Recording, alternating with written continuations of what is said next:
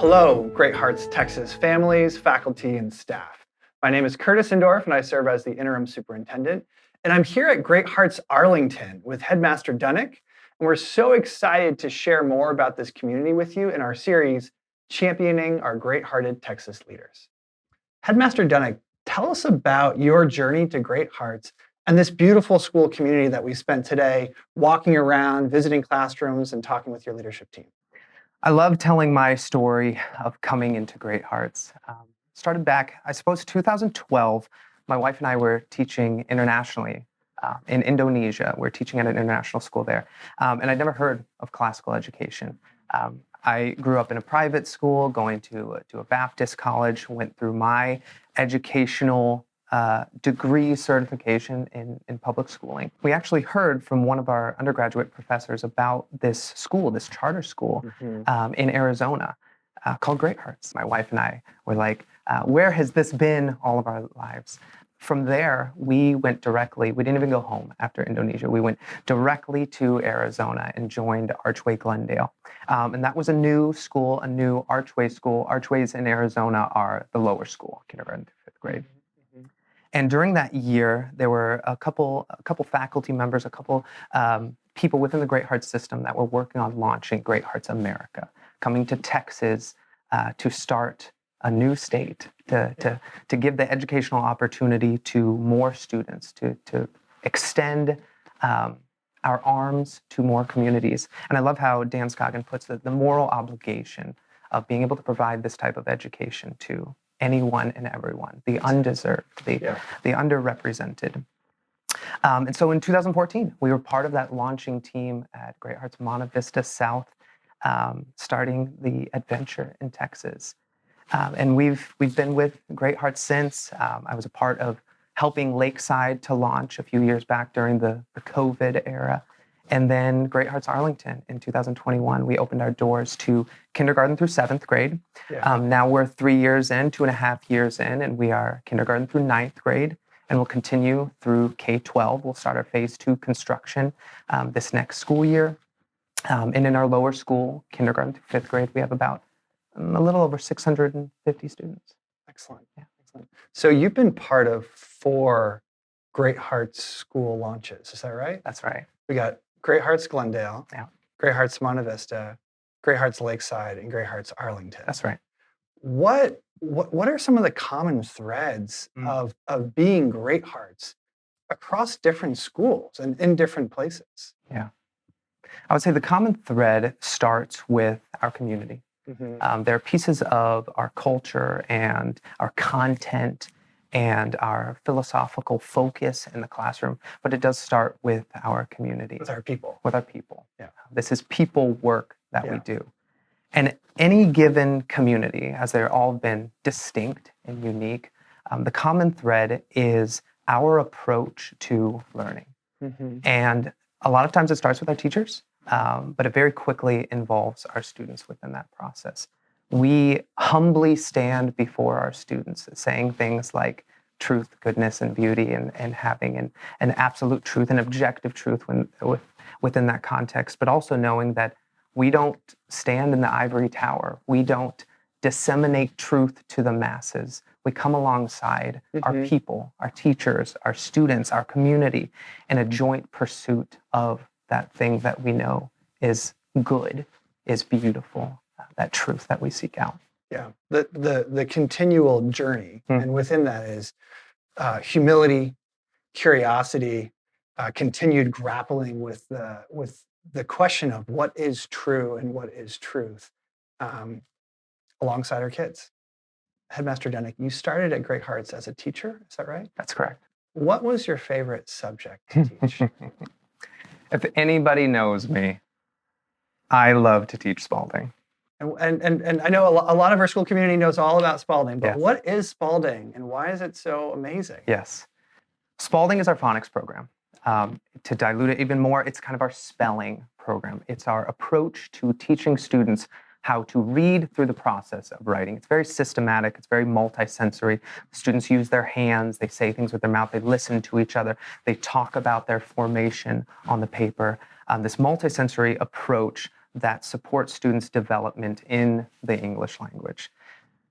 I really love this because I didn't get a lot of phonics instruction growing up. I got a little bit.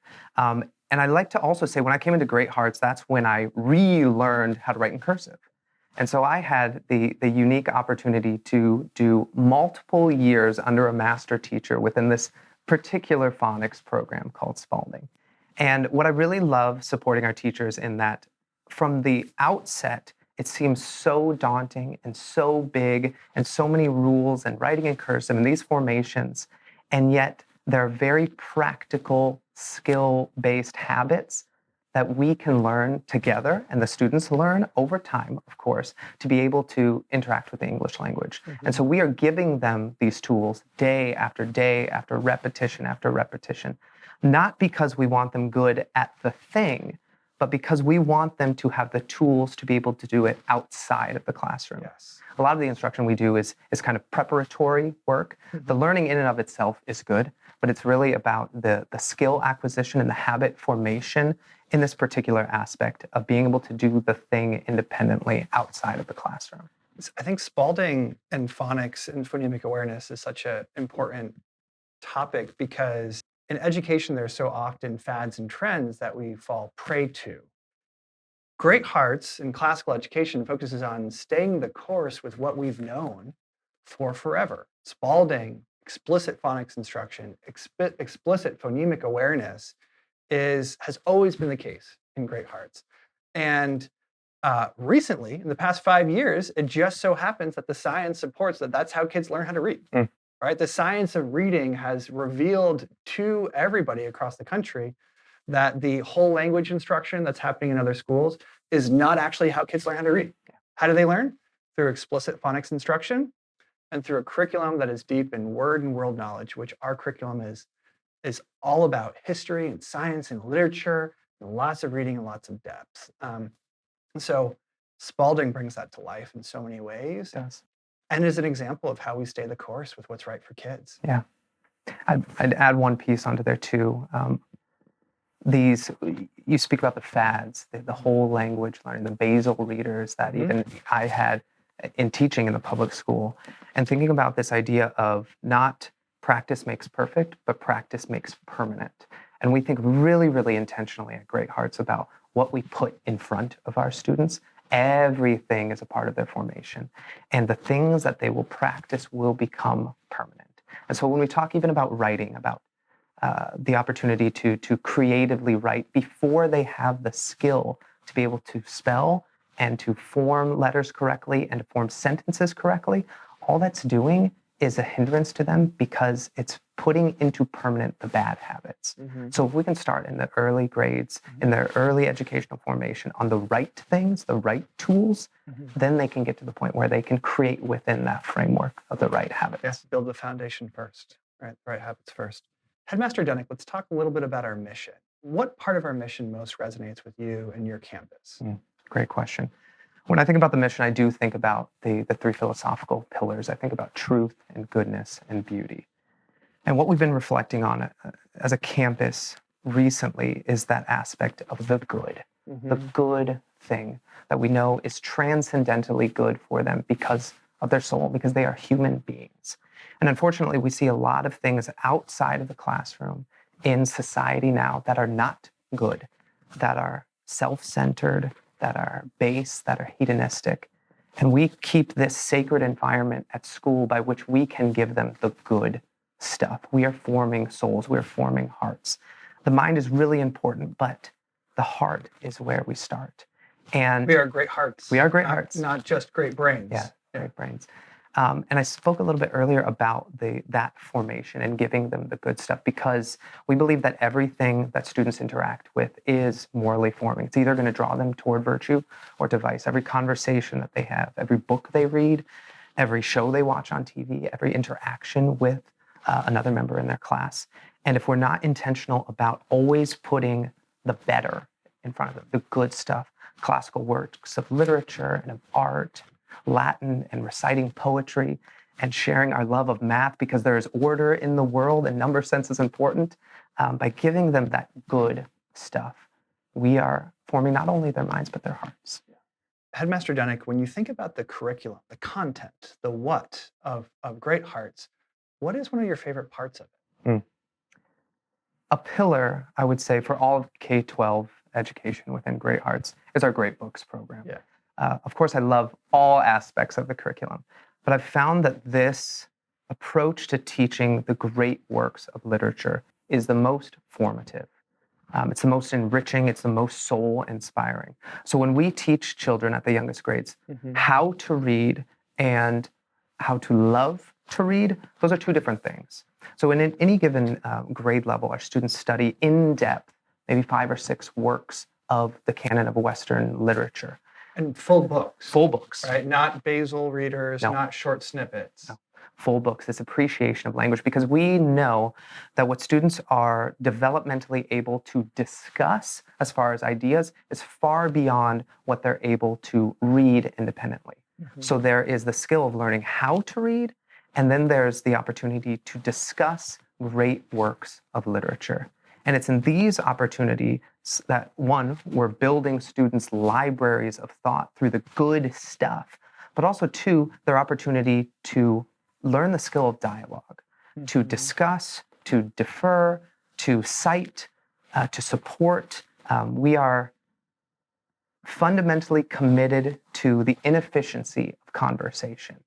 And these opportunities that our students, even kindergartners, to talk about the great ideas through literature, heroism, justice, happiness, love, starts in those literature lessons. Yeah. And there's a corollary here to the literature and the great inefficiency of conversation to the Western tradition, to the democracy that is these United States of America, right? Within a democracy is dialogue, is conversation, is great inefficiency in lawmaking and rulemaking. And we're welcoming our kids into that journey and into that tradition. How does the mission, how does the model impact the culture of Great Hearts Arlington? So what I think is really important when we talk about culture is it's the unique way that we interact together. Now, we have a shared Great Hearts culture established in philosophical idealism, but we also have a campus culture, how we engage with one another in the classroom, in this community on our campus. And what I think is unique for us is we get to start that with the moral formation, about our teachers providing the model of what a scholar looks like, and even using vocabulary like scholarship and scholar, and the 9 core virtues, and that being a part of our daily conversations. Now, the academic and moral bar is set pretty high in our classrooms.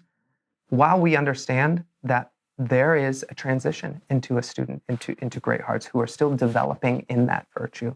And so our conversations around how do we develop to be good human beings together? What our parents notice and what they see is structure. It starts with how we provide the space for our students. How do we engage with one another in the classroom? How do we learn together well? How do we resolve conflict? How do we engage in civil discourse?